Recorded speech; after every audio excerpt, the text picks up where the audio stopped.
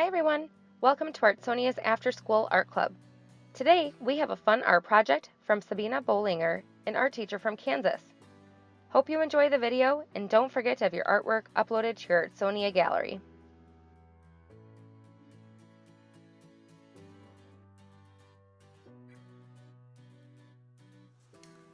Hey, I'm Sabina Bolinger here in Kansas. I teach K-12 art and I wanted to invite you to come create some art with me. I want to remind you at any time, if you feel like you're falling behind, just press pause, catch yourself up, and meet back up with me when you press play. Let's go do some art. The project I'm going to show you today is a doodle line design. Now this example that I have is a very large example of it. I'm going to show you a smaller version that you can expand on to do like this, or you can do it smaller that takes you a shorter amount of time. So this is the example here that I have that's a smaller or a larger version. Like I said, I'm going to walk you through the smaller version. So you're going to start by coming up with your breaking up of space. And what that is that's the line that goes through your example.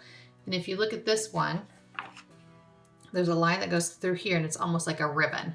And it works around your example through here and just kind of weaves through your piece that becomes your eye travel throughout your picture.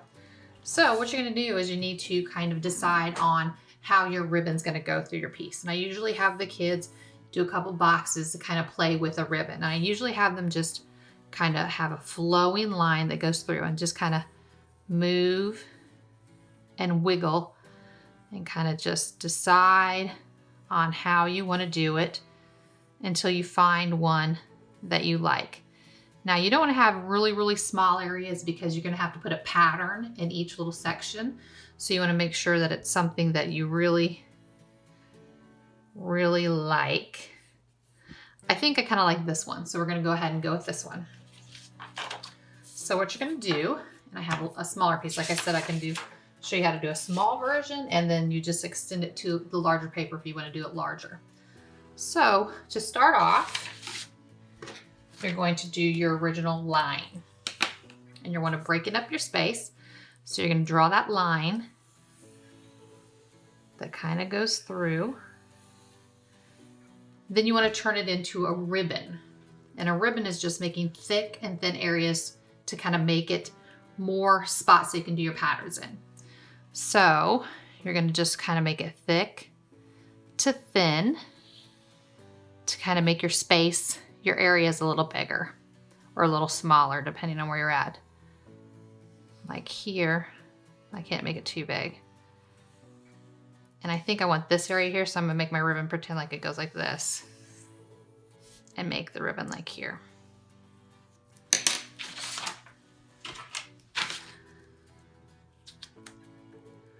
Once you have your ribbon how you like it, I want to decide whether it's gonna overlap or go under on this section. Some look like it's overlapping. Once you have your ribbon decided, then you're going to put 2 shapes. For a smaller version, if you want to do this larger version, you go ahead and put 3 shapes. I have like a hand and a flip phone. I did this a long, long time ago, and another pointing finger here. So you're going to put 2 if you're doing a small one, 3 if you're doing a large one. So I'm just going to put, and you want to break up your area but not have little spots. So I'm going to put like a shape here. And maybe shape here. And your shapes can go off the page if you want them to. So this is my example. I've went through and erased. So I have this one where I've gone and erased my lines and outlined it in Sharpie. Once you have it all drawn and then outlined in a pen, then you're gonna go in each space. So each little area, so if you hit a line, you put a pattern. So, for example, in this section, if you were to look here, each line. So each time I hit a line, see where my ribbon is? I put a pattern. When I hit a line, I change my pattern. When I hit a line, I change my pattern. See, this is where the pointed finger was, so it broke up the ribbon here, and it broke up the background space. So for instance, here's where my heart is. Here's my ribbon. So I put a pattern here. I put another pattern here. I put another pattern here. Each line creates another pattern. Now, you also want to think about, as you do this, if this is a busy pattern, then the next pattern maybe should be a more basic, so that you don't have busy, busy, busy together, because then it becomes hard to see because it clashes. Like here, it's almost too much. Sometimes you might confuse these as being the same pattern. You also, when you go to color, so once you draw all your patterns on, you're going to go in and color so you have the lights and darks. So you'll get your line, then you'll go in, draw in your patterns, and then you'll go to color. So as I do this, I'm going to pick a pattern. So this one would be a pattern that I wouldn't color. So I could do this pattern right in here without having to draw it beforehand. Some of these patterns you may want to go in and draw with a pencil. And some of them you can go right in and do with a pen as you go. So I could do this pattern and I would do it all the way to the edge of this example or of this little section.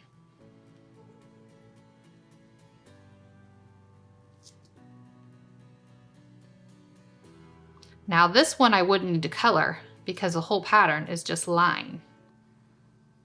But if I was going to go to do a pattern beside it, for instance, if here, this is kind of a busy pattern.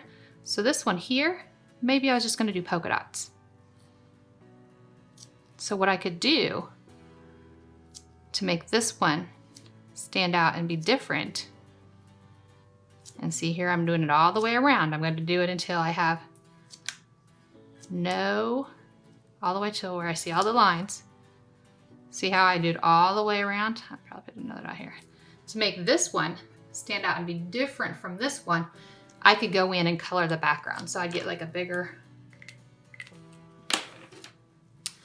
and I'd go in and I'd color the background. So all you would see would be the polka dots. Does that make sense? So this one would be similar to like this one right here. So it'd be very similar to this ribbon right here. I did the ribbon, or that section there, then I did a dark. So what you would go through is you go through, and in each little section, you would do a different pattern. So what I'll do next is I'll go in through here, and I'll do a different pattern for each one, and then I'll come back and show you what this looks like.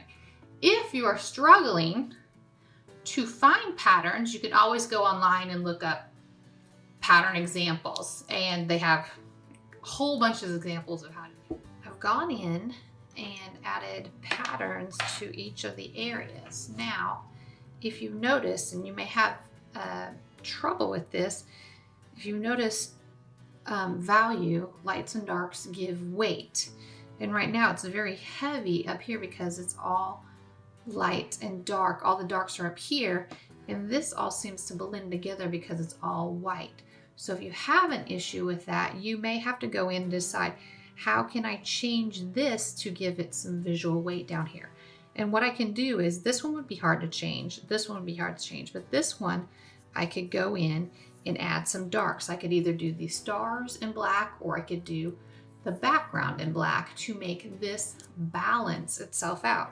So all I would need to do to fix this and make it a little bit easier for it to be, for you to see it, is to go in and add some black to it. As you can see, I went in and finished coloring in that black, and it's just created a more well-balanced and finished piece. You can do the smaller, You can go in and do the larger, or you can even go in and do this project and add color. This project has a whole bunch of different options. I hope you've enjoyed doing this lesson with me.